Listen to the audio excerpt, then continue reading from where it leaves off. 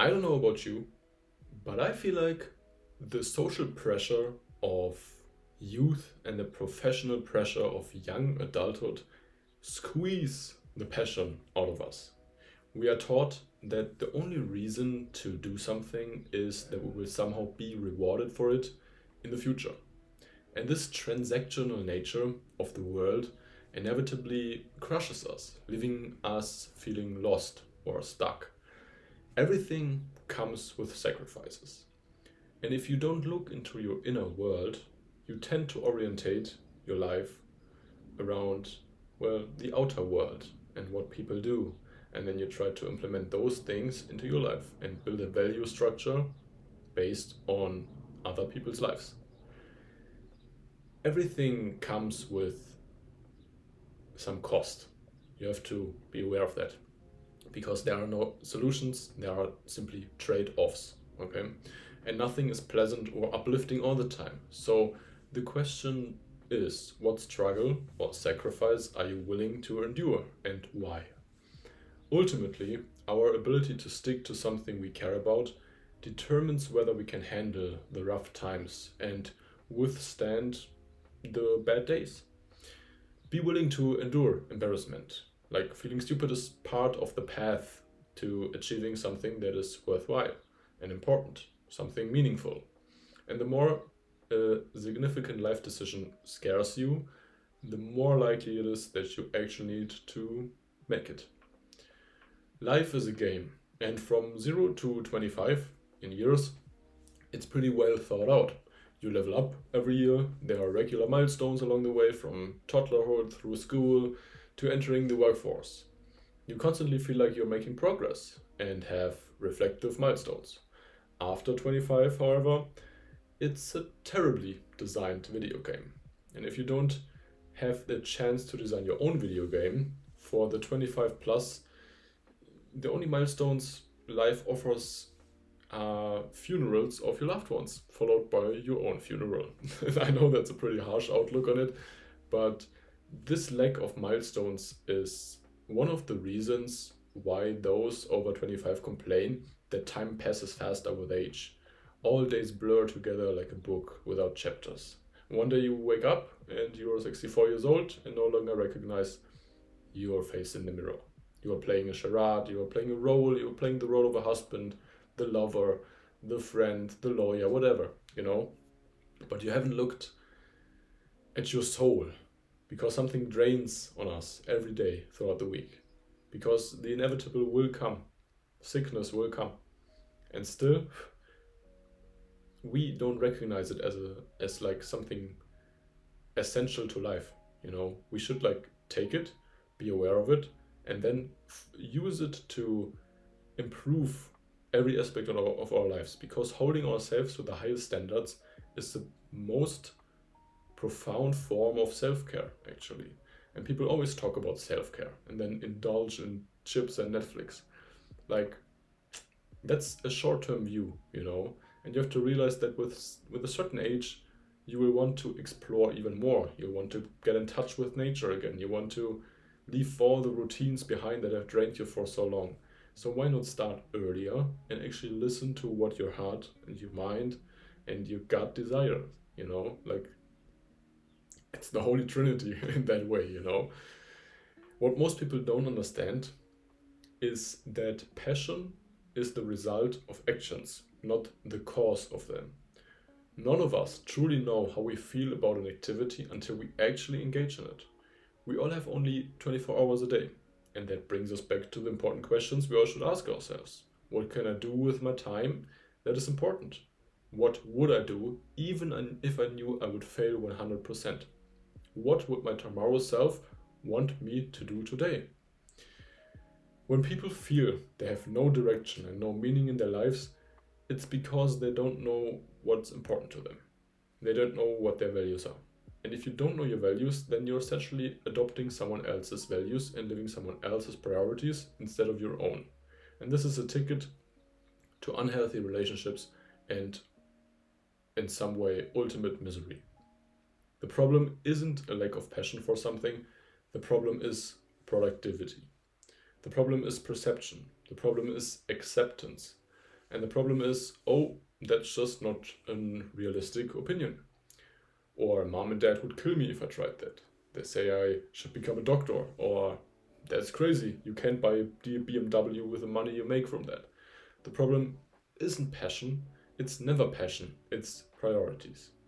And sadness comes from a lack of options, which is why it feels like hopelessness, and fear arises from many options but a lack of priorities, and that's why it feels like paralysis. If you have to search for what makes you passionate, you're probably not passionate about it. The value you get should correlate with the price you pay. Meanwhile, many not necessarily achievable things or goals have crept into our conception of a successful life. If something is difficult to obtain, it must be worthwhile. But that's not always the case. We are too willing to simply remove difficult things from our lives instead of overcoming them. And if you do that more and more, you will eventually be triggered by the smallest problems.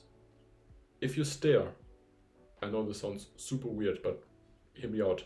If you stare at a wall for 1 hour, you will find it much harder to feel boredom in other moments afterward, because you train the mind. And plus, you engage with yourself, which maybe only happens during a shower or while driving or in the bed, when you finally put your phone to side. In the evening, when you go to bed, you basically infinitely scroll and scroll and scroll.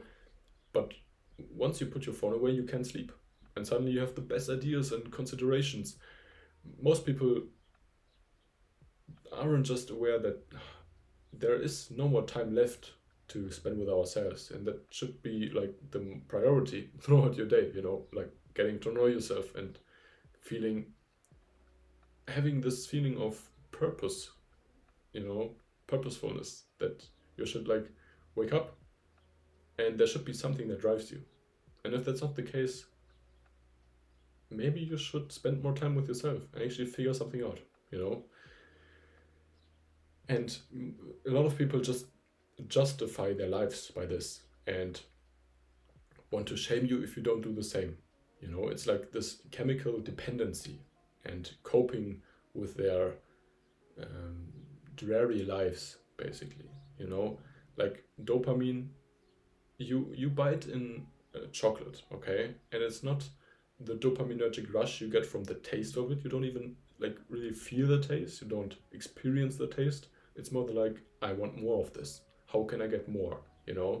It's the immediate look into the future instead of being present at the moment.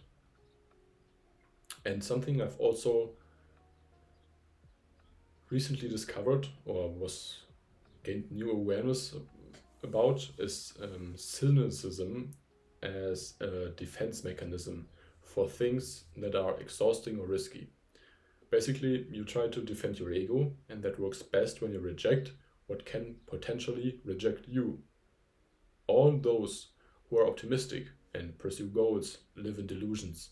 It's an excuse to continue living comfortably and not experience the pain of rejection. And that's everything that seems difficult or is, hard to obtain, like relationships, diet, fitness, creativity, working. You try to avoid potential trauma, basically, because you are not so self-confident. And cynicism is better than naivety, basically, because you at least recognize that something is not right. That's why you get cynic in the first place. But then it's up to you to either change something or keep complaining about it. In that sense, cynicism is a level above naivety, but not the end goal. Just as you can say it's okay to fake it until you make it, but only if you don't permanently adopt a false persona. For example, in the dating section or area, you have to maintain this created persona or identity without really being able to communicate your own ideas. Instead, you should learn from this fake persona that works in some regard with your dating life, for example, and adopt the good aspects of it into your own character, but not be defined by that persona you create, basically. because that's not worthwhile and will not lead to successful relationships. So in that way, it is okay to take the alpha male dating advice shit, you know. If you're naturally extremely introverted, it's a good start, you know. But don't let it determine your character afterward. And that's the extremely difficult part of this, because once you see success and once you adapt your dating goals to your personality, basically, it's hard to get rid of it again, you know. But at the end of the day, the best dating advice I can give you is just being yourself. And that's pretty much it. We all act according to our best understanding of the world. And this world is, for one, incredibly complex, and for two, we are incredibly complex as well. So just be aware that everyone is playing a guessing game. Everyone is a walking bucket of neurosis that are trying to figure this stuff out, you know. And when you see successful people, they're usually extremely determined to achieve a specific goal with their specific skill set and made money from it, because they monetize their skill. And in other areas of their life, they may completely suck. And they may be depressed and you have no fucking idea, okay? And the thing is that our society is based on visible metrics: how much money you make, what car you drive, what house you have, the relationship, how it's visible to other people. But internal, the things that actually matter, like why you wake up, how your sleep was, how your emotional intelligence is developing, how close your relationships are, how honest you are in them, like these things are not visible, but they are the ones that actually count, okay? You have to just be aware of it. So I would say at the end of the day, just try to have a positive impact in the smallest viable circle that you can have positive impact in, and then slowly try to widen it while being your authentic self and not losing yourself in some made up identity or being stuck to ideas that don't define you, you know. It's just something you have in your head, it's just a thought, and thoughts are nothing else like some sensation you feel on your leg, you know, if it's tingling or if it's hurting, you know. These things just pass by, but they don't define your character. So yeah, I think you're on a good path if you follow that along, and don't put too much pressure on yourself. With everything, it's a balance, you know. So yeah, I hope you learned something new and gained some knowledge. Thank you so much for watching, and I'll see you on the next one. Goodbye.